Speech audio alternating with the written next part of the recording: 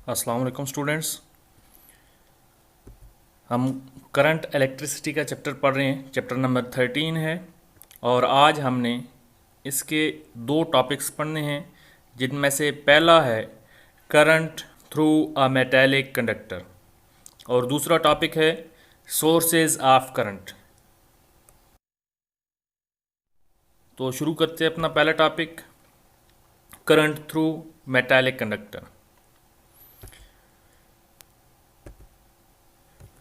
किसी भी कंडक्टर के अंदर या किसी भी मेटल के अंदर वैलेंस इलेक्ट्रॉन्स किसी भी एटम के साथ बाउंडेड नहीं होते, यानी किसी भी मेटल के अंदर वैलेंस इलेक्ट्रॉन्स एटम के साथ जुड़े हुए नहीं होते। अगर जुड़े हुए नहीं होते तो फिर वो फ्रीली मूव कर सकते हैं, मेटल के अंदर कहीं भी आ जा सकते हैं, क्योंकि एटम की तो एक जगह होती है जहाँ पर वो मौजूद होता है, वो फ्रीली मूव नहीं कर सकता। अगर इलेक्ट्रॉन्स एटम के साथ जुड़े हुए हों, वैलेंस इलेक्ट्रॉन्स, तो वो तो ज़ाहिर एटम के साथ रहेंगे, मूव नहीं कर सकते। लेकिन वैलेंस इलेक्ट्रॉन्स एटम के साथ चूँकि बाउंड नहीं होते, तो इस वजह से ये किसी भी मेटल के अंदर फ्रीली मूव कर सकते हैं। ऐसे इलेक्ट्रॉन्स को आप फ्री इलेक्ट्रॉन्स कह सकते हैं। जैसा कि आप ये डायग्राम में देख सकते हैं, ये फ्री इलेक्ट्रॉन्स हैं, रेंडमली किसी भी डायरेक्शन में मूव कर सकते हैं। अब इन फ्रीली मूविंग इलेक्ट्रॉन्स की स्पीड टेम्परेचर के ऊपर डिपेंड करती है। जितना आप किसी भी मेटल को टेम्परेचर देंगे, उनके इलेक्ट्रॉन्स को जब एनर्जी मिलेगी तो उनके इलेक्ट्रॉन्स की स्पीड उतनी ही ज़्यादा हो जाएगी। ठीक है जी, टेम्परेचर जितना ज़्यादा होगा, इलेक्ट्रॉन्स की एनर्जी जितनी उतनी ही ज़्यादा बढ़ेगी और उनकी स्पीड भी फिर उतनी ज़्यादा बढ़ेगी। तो फ्री इलेक्ट्रॉन्स की स्पीड डिपेंड करती है टेम्परेचर के ऊपर। अब किसी भी मेटल के अंदर फ्री इलेक्ट्रॉन्स किस तरह मूव करते हैं? किसी भी एटम के अंदर, किसी भी मेटल के अंदर फ्री इलेक्ट्रॉन्स बिल्कुल गैस के मालिक्यूल्स की तरह रैंडमली मूव करते हैं, उनकी कोई ख़ास डायरेक्शन नहीं होती। कभी ये देखें, किसी एक डायरेक्शन में मूव करेंगे, जब इनके सामने, जब इस डायरेक्शन में मूव कर रहे होंगे तो इनके सामने कोई एटम आएगा, उसके साथ टकराने के बाद ये किसी और डायरेक्शन में चले जाएंगे। अगर यहाँ भी कोई एटम आता है तो उसके साथ टकराने के बाद ये किसी और डायरेक्शन में चले जाएंगे। यानी इनकी कोई ख़ास डायरेक्शन नहीं होती, ये रेंडमली मूव करते रहते हैं और गैस मालिक्यूल्स भी इसी तरह मूव करते हैं। जब किसी कंडक्टर के साथ बैटरी कनेक्टेड नहीं होती तो उस वक्त उस कंडक्टर के अंदर करंट ज़ीरो होता है। करंट क्यों ज़ीरो होता है? क्योंकि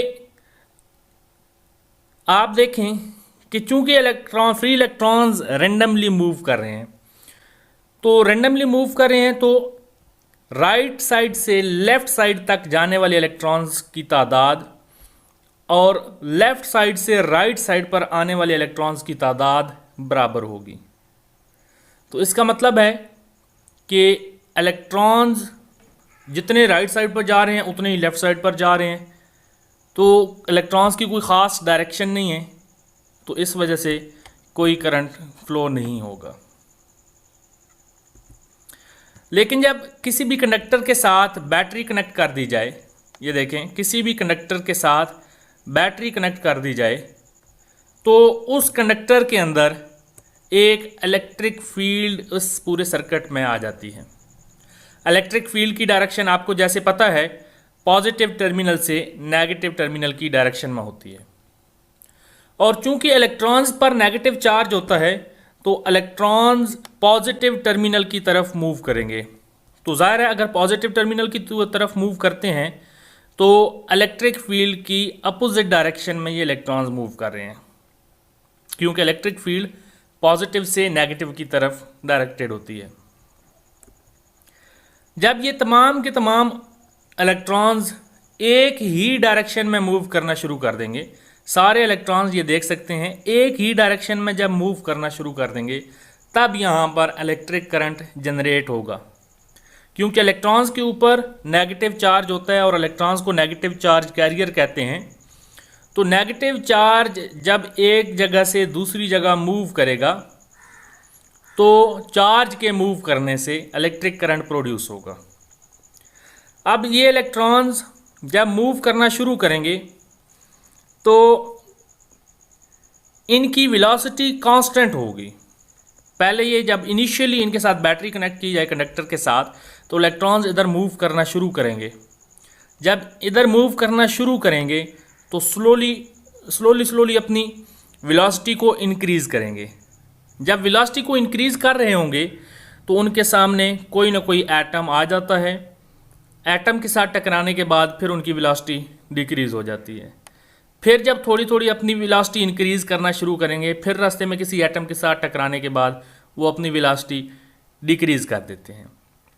तो इस तरह से जब एक इलेक्ट्रॉन एक सिरे से दूसरे सिरे तक जाता है तो वो कांस्टेंट वेलोसिटी से जाता है, यानी उसकी वेलोसिटी तकरीबन ऑलमोस्ट एवरेज वेलोसिटी उसकी कांस्टेंट होती है। क्योंकि जब जो ही वो अपनी वेलोसिटी बढ़ाना शुरू करता है तो सामने कोई ना कोई एटम आ जाता है। तो इस वेलोसिटी को आप कहते हैं ड्रिफ्ट वेलोसिटी। इलेक्ट्रॉन की एक टर्मिनल से दूसरी टर्मिनल तक जाने के लिए जो वेलोसिटी होती है उसे आप टर्मिनल वेलोसिटी कहते हैं। जब इलेक्ट्रॉन्स एक टर्मिनल से दूसरी टर्मिनल की तरफ जाना शुरू करेंगे तो यहाँ पर करंट फ्लो होना शुरू हो जाएगा।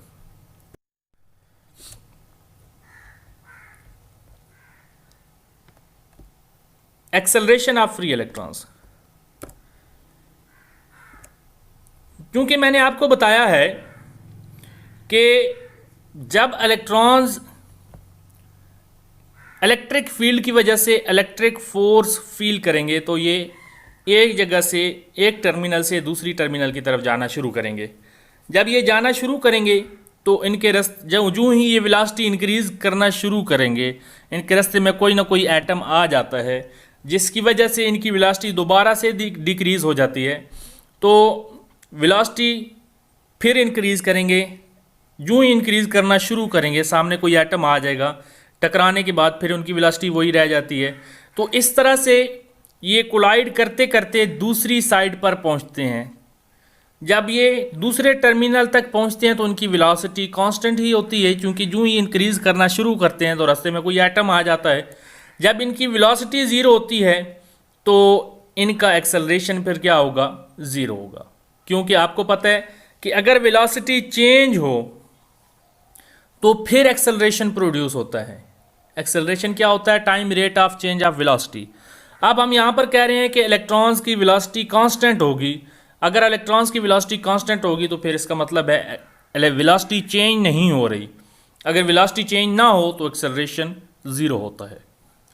तो इसका मतलब है कि इलेक्ट्रॉन्स के कुलियन का इफ़ेक्ट क्या होता है कि जो ही इलेक्ट्रॉन्स चलते हैं, वेलोसिटी इंक्रीज़ करना शुरू करते हैं तो रास्ते में एटम आ जाते हैं। तो ये इलेक्ट्रॉन्स एटम्स के साथ कोलाइड करते हैं और कुलियन का इफ़ेक्ट क्या होता है कि अपना एक्सेलरेशन या एनर्जी ये एटम्स को ट्रांसफ़र कर देते हैं। ठीक है, जब ये कोलाइड करते हैं एटम्स के साथ तो अपनी एनर्जी एटम्स को ट्रांसफ़र करते हैं। तो रिज़ल्ट क्या होता है, एटम्स की एनर्जी बढ़ जाती है। उसके बाद ड्रिफ्ट वेलोसिटी मैं आपको बता चुका हूँ, जैसे कि due to collisions of electrons with the atoms of a conductor the electrons acquire a uniform velocity called drift velocity. Electrons की एटम्स के साथ कुलियन की वजह से इलेक्ट्रॉन्स की वेलोसिटी यूनिफॉर्म हो जाती है या कांस्टेंट हो जाती है। यूनिफॉर्म को ही कांस्टेंट कहते हैं। वेलोसिटी कांस्टेंट हो जाती है, इस वेलोसिटी को आप ड्रिफ्ट वेलोसिटी कहते हैं। और ये ड्रिफ्ट वेलोसिटी आमतौर पर 10⁻³ मीटर पर सेकंड या 1 मिलीमीटर पर सेकंड होती है। अब नेक्स्ट टॉपिक है सोर्सेज ऑफ करंट। सोर्स क्या होता है? A source which produces constant potential difference across the ends of conductor is called a source of current. जैसे इस डायग्राम में आप देखें तो इस कंडक्टर के अक्रॉस इस बैटरी की वजह से पोटेंशियल डिफरेंस यहाँ पर क्रिएट किया गया है। तो इसका मतलब है कि ये बैटरी क्या है, सोर्स ऑफ करंट। ऐसा सोर्स जो कंडक्टर की दोनों साइड्स पर कांस्टेंट पोटेंशियल डिफरेंस क्रिएट कर सके, ऐसे सोर्स को सोर्स ऑफ करंट कहते हैं। फॉर एग्जांपल, अगर आपके पास दो कंडक्टर्स हैं, एक कंडक्टर का पोटेंशियल हाई है और दूसरे कंडक्टर का पोटेंशियल लो है, जब ये दोनों कंडक्टर्स एक दूसरे के साथ वायर के ज़रिए जोड़ दिए जाएं, तो उस वक्त तक करंट फ्लो होता रहेगा जब तक दोनों कंडक्टर्स का पोटेंशियल सेम नहीं हो जाता। जैसे ये डायग्राम में देखें कि ये आपके पास एक कंडक्टर है जिसका इलेक्ट्रिक पोटेंशियल हाई है, यानी इसका इलेक्ट्रिक पोटेंशियल ज़्यादा है, और दूसरा कंडक्टर है जिसका इलेक्ट्रिक पोटेंशियल लो है। अगर इन दोनों को वायर के ज़रिए जोड़ दिया जाए, अब ये वायर के ज़रिए जोड़ दिया है, अब हायर पोटेंशियल से लोअर पोटेंशियल की तरफ करंट फ्लो होना शुरू हो जाएगा और उस वक्त तक फ्लो होता रहेगा जब तक इन दोनों का इलेक्ट्रिक पोटेंशियल सेम नहीं हो जाता। ठीक है, उस वक्त तक करंट फ्लो होता रहेगा जब तक इन दोनों का इलेक्ट्रिक पोटेंशियल सेम नहीं हो जाता। तो अगर आप कहते हैं कि इन दोनों का इलेक्ट्रिक पोटेंशियल सेम हो जाए तो फिर क्या होगा, फिर करंट फ्लो होना बंद हो जाएगा। ठीक है, अगर इलेक्ट्रिक पोटेंशियल सेम हो जाए तो फिर करंट फ्लो होना बंद हो जाएगा। तो इसका मतलब है कि इन दोनों का पोटेंशियल डिफरेंस होना ज़रूरी है करंट फ्लो होने के लिए। अब पोटेंशियल डिफरेंस मेंटेन करने के लिए, क्योंकि अगर ऐसे ही इन दोनों को वायर के ज़रिए जोड़ दें तो आहिस्ता आहिस्ता इसका पोटेंशियल कम होगा, इसका पोटेंशियल ज़्यादा होता जाएगा, और जब इन दोनों का पोटेंशियल इक्वल होगा तो करंट बंद हो जाएगा। तो करंट के फ्लो को जारी रखने के लिए लाजमी तौर पर यहाँ पर आपको एक सोर्स लगाना पड़ता है जो इन दोनों के दरमियान पोटेंशियल डिफरेंस मेंटेन रखता है, यानी ये हाई पोटेंशियल ही रहेगा, ये लोअर पोटेंशियल पर ही रहेगा। तो ऐसे सोर्स को आप कहते हैं सोर्स ऑफ करंट। अब सोर्स ऑफ करंट बाद औकात नॉन इलेक्ट्रिकल एनर्जी को इलेक्ट्रिकल एनर्जी में कन्वर्ट करता है।